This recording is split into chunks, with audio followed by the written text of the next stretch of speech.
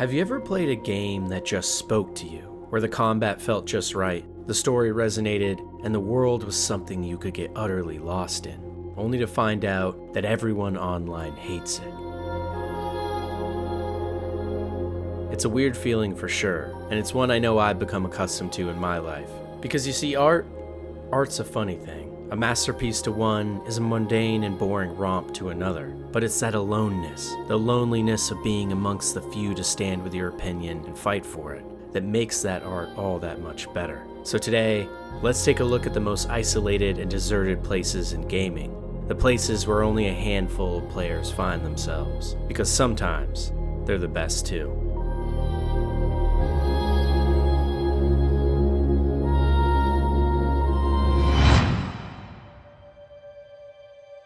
Do any of you guys remember the game Spore? It was one of the most hyped releases of 2008, but just as quickly as its momentum rose with more trailers and gameplay demos, so did its legacy disappear in an instant upon release. There were bugs, gameplay issues, and most important of all, the game didn't live up to the dream that so many people had created in their own heads for it. But for me, as a lonely kid sitting at home, I fell in love with it. The cute character design, the varied gameplay between each stage, and most of all, the risks the game was willing to take to actually create something new and interesting. Despite the fun I was having though, Spore was already set on its journey to join the now growing sanctuary of games stricken with disdain, where the only sense of satisfaction you can feel playing them is your own, in a sea of hate, or rather, that primordial soup that is your heart and soul. You know, it's strange being in that place and feeling like you are wrong, playing a game that you can't help but struggle to put down, that so many others are pained at even the mention of. I remember as a kid looking at the forums and talking to friends about Spore and being struck by just how many people hated the game so much. I loved swimming around as an amoeba, creating my first wacky and zany creature, and eventually leveling them into a spacefaring race. It was a game that was so ahead of its time, and it's because of its ambition that it failed to hit its mark completely. But it was the hate it received post-launch that buried its potential future in the zeitgeist of most people's minds forever. But that doesn't mean it's completely lost. Because all games, all art, have those out there who find devotion in it all, who for whatever reason can't help but find a sense of love in its creation. And Spore isn't the only game like this. There's so many others too. For a lot of people, Fallout 4 was where Bethesda stopped being the studio they once admired and loved. It was a game with less RPG elements than previous titles, a forgettable main story, and a lack of real choice and interesting consequences. In a lot of ways, it was the ridiculed stepchild to what many regard as the greatest RPG ever made. But also, it was a game that housed so much to love too, that a lot of people seem to have ignored entirely. And I get it. You see, I grew up on Oblivion, and it's been my favorite Bethesda game since. Probably not too uncommon for most fans of the studio.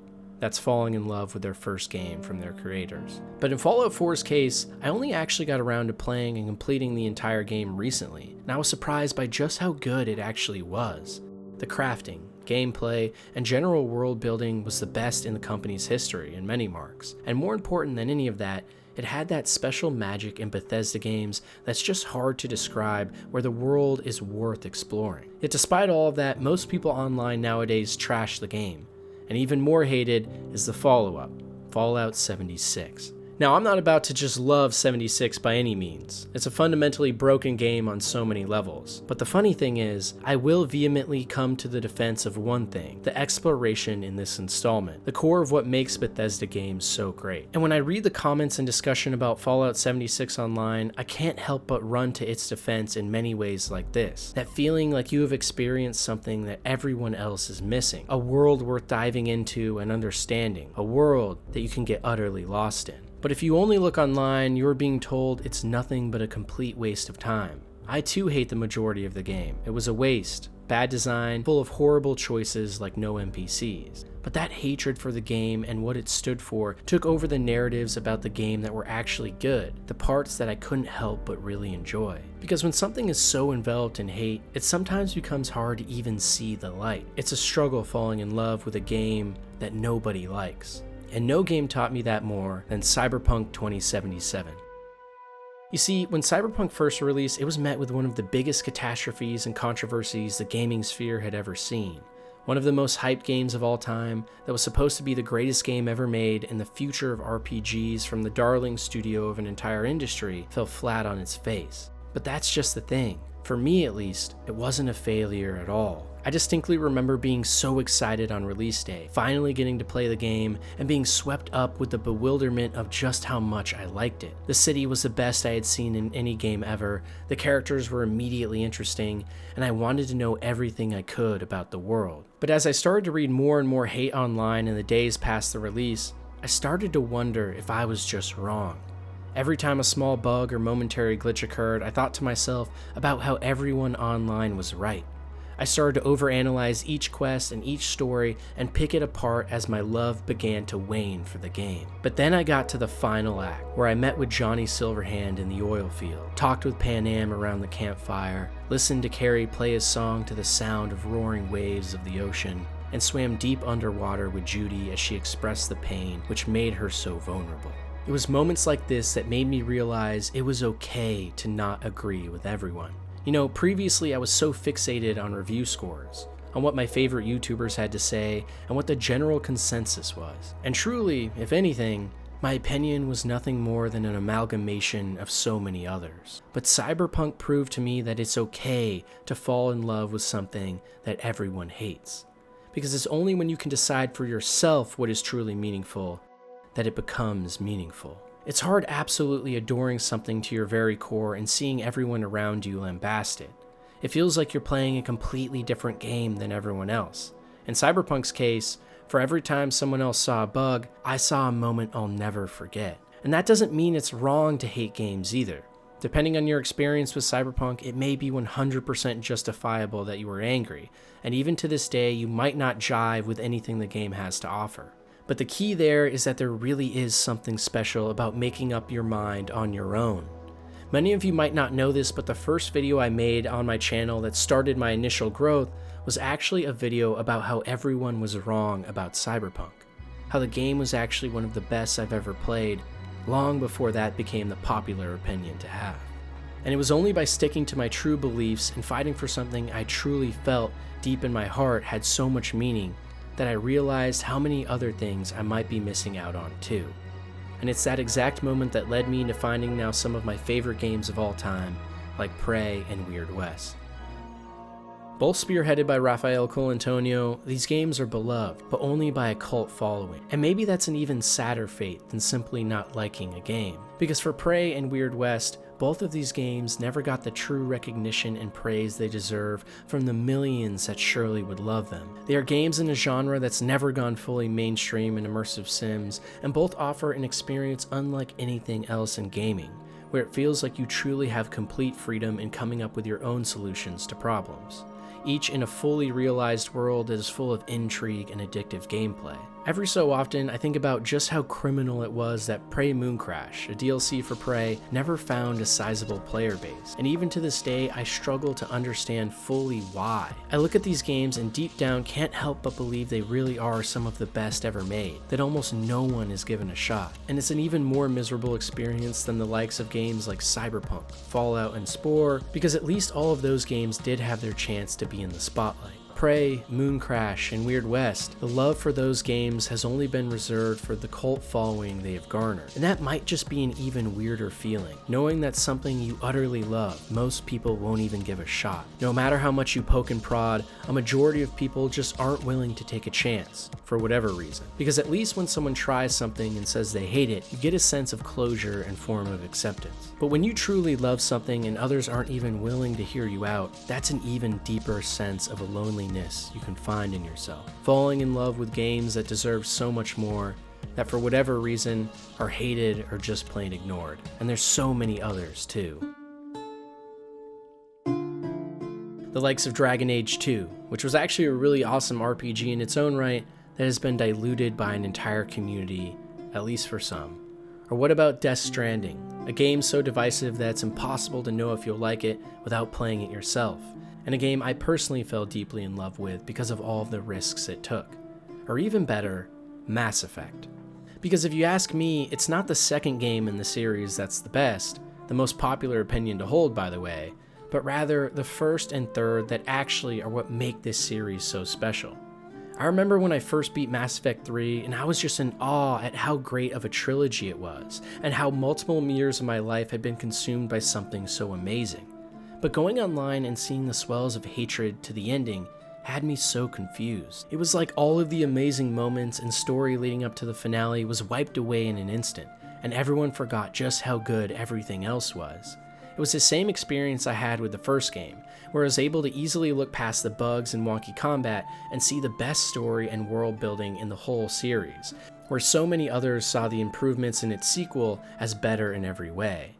The story and world in Mass Effect 1 was as good as it's ever been across all of the games, and the moments, characters, gameplay, and design peaked in the third installment of the series. But it's the second game with its lack of meaningful story and reliance on overhyped characters and missions that for me took away from most of what was special about the Mass Effect formula in the first place. It's just another one of those strange and isolated places in gaming, where even for something you all love, it's hard to agree on just about why. And maybe it's the fact that these games even have this discourse in the first place that makes them so special. You know though, love isn't the only distinct feeling of loneliness in games.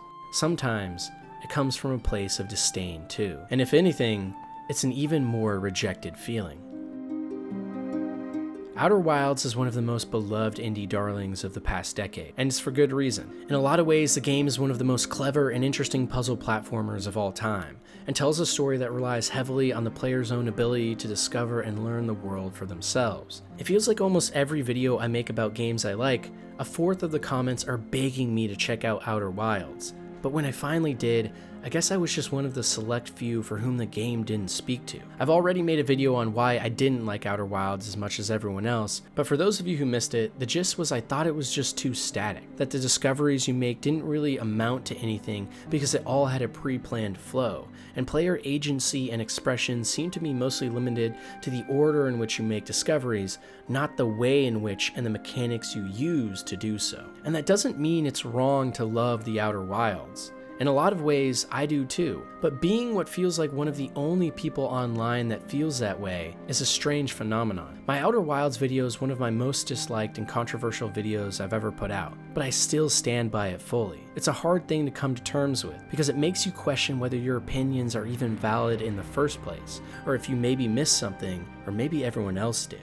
And it's an even more lonely feeling than the opposite, because when you love something, it's easy to know why. It's easy to defend on a personal level, but when something just isn't working out for you that everyone else loves, oftentimes it can just feel like something's wrong with you, or that you simply couldn't understand what surely must be so great. But you see, that doesn't have to be the case. Sometimes things just won't click for you, and that's okay. And trust me, in the case of Outer Wilds, I really wanted it to click. I love sci-fi, I love time loops, and the game has a whimsical charm that at many times is irresistible. I really do understand why people love this game, but for me, for whatever reason, it just doesn't speak to me. Not on the same level of, say, a Prey or a Weird West, at least. And that's okay. It's okay to dislike a game everyone has fallen in love with. And more than just one game, an entire genre really taught me that lesson. Because you see, I really don't like Metroidvania games either, at all, for the most part. Don't get me wrong, things like Hollow Knight, Super Metroid, and Ori and the Will of the Wisps have some of the best art direction, lore, combat, and worlds in any games. But the core of what they are has just never clicked for me. The tedious running back and forth between the same levels over and over again, finding a locked gate with only one way through, or a high ledge that requires that one specific power-up you have to go search for. It's just not really for me. I prefer creating my own solutions to puzzles, like using a recycler grenade in Prey to take out a heavy object since I don't have the strength skill to lift it, rather than just simply having to go find out where the Monarch wings are in Hollow Knight. That doesn't mean Metroidvanias are just outright bad. They just are for me. But that feeling can be hard to come to terms with, especially when it's a series of games that are so beloved. It sucks seeing everyone have so much fun with something and finding so much joy and sitting there and just wondering why you can't feel the same way. We have a propensity as social creatures to tend towards the mean, meaning we like things others like and dislike things that are receiving hate by default.